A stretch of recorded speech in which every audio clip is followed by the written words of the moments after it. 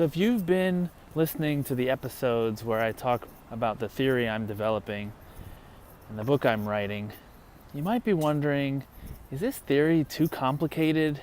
Isn't functional programming just programming with functions? What's the point of this theory anyway? Well, my name is Eric Normand, and I am writing a book, and these are my thoughts on functional programming. And I want to address those questions because someone did mention on Twitter that he believes, and he's a very smart person, has done his research. He mentioned that he believes that functional programming quite simply means programming with mathematical functions, so pure functions. And if you are not doing that, so you're using some kind of effect or something, then you're doing imperative programming. And nothing wrong with either of them. Sometimes you got to do imperative programming and sometimes you got to do functional programming. And it's just as simple as that. So the reason I don't think that is good enough as an answer, I think it makes a lot of sense. It's like valid in itself. It's self-consistent, right? Like functional programming is pure functions. Programming with effects is imperative. It makes total sense. But the reason I don't think it works as a paradigm is that an imperative programmer, like someone who's just using who's not familiar with functional programming, let's say that. Someone who's not familiar with functional programming would never make those distinctions.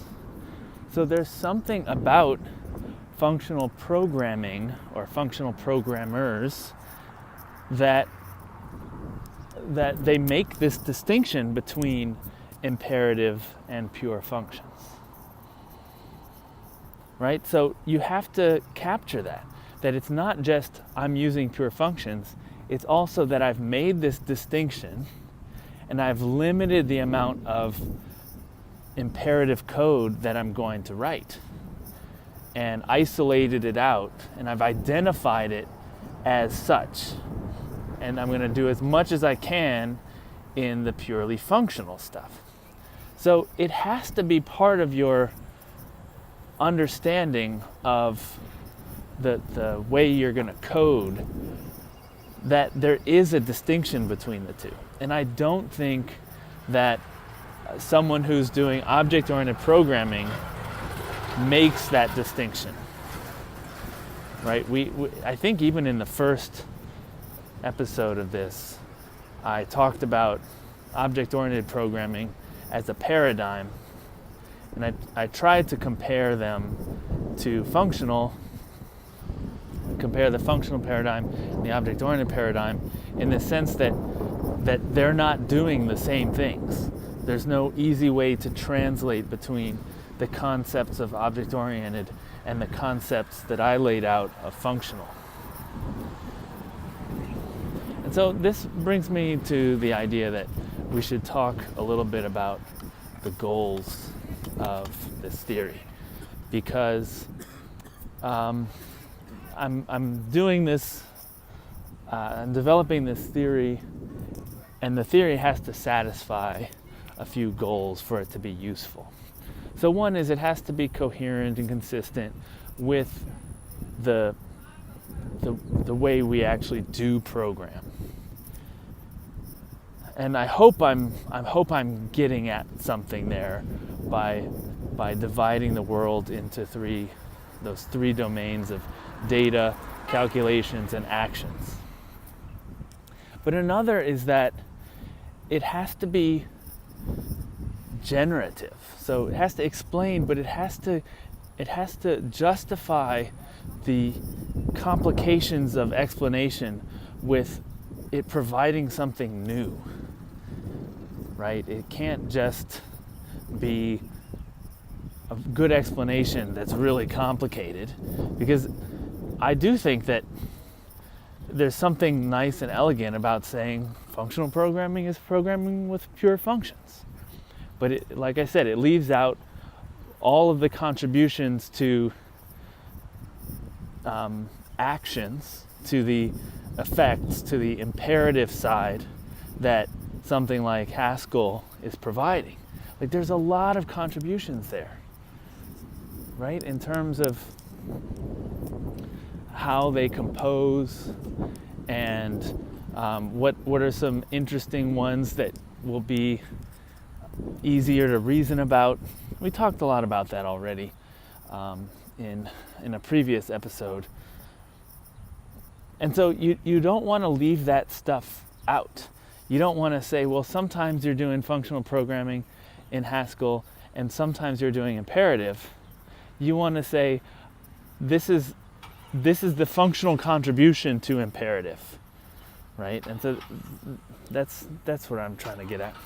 And so some of the stuff that I hope to get to in this series is the generative stuff. What new stuff does this way of explaining let us talk about?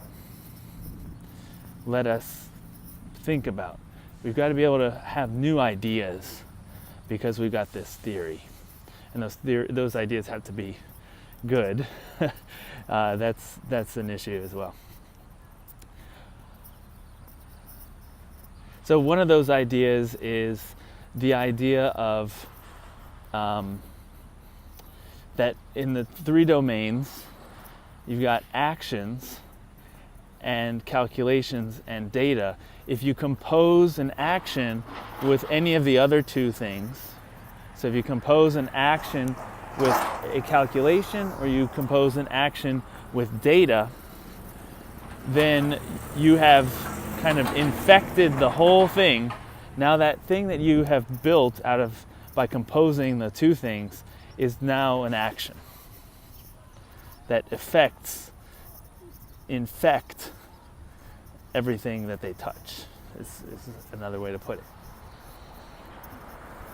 And I don't think that I think that this separation of stuff into domains allows you to even talk about that.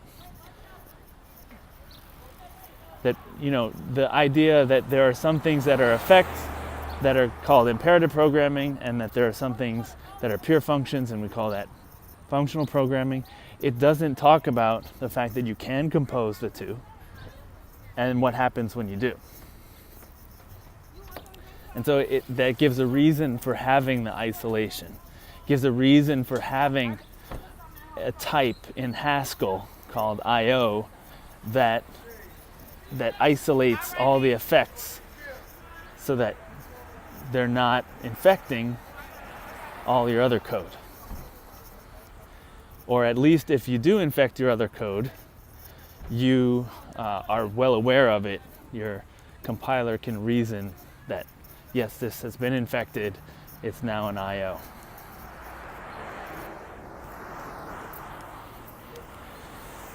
Another thing that I don't know if this is quite generative, but I think it might be. It's close.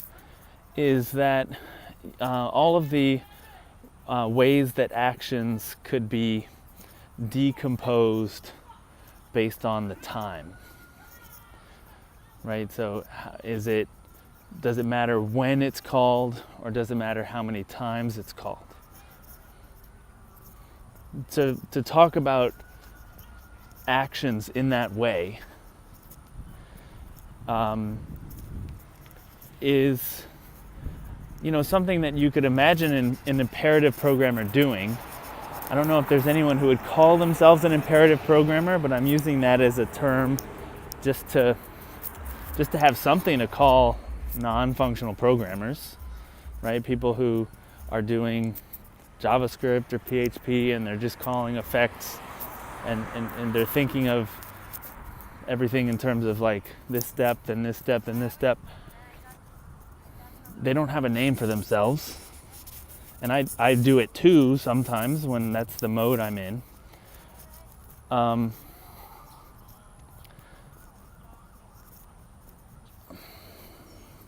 But they're not thinking about that. Right? That's not a thing that they're doing, is trying to break down these actions and say, it really matters.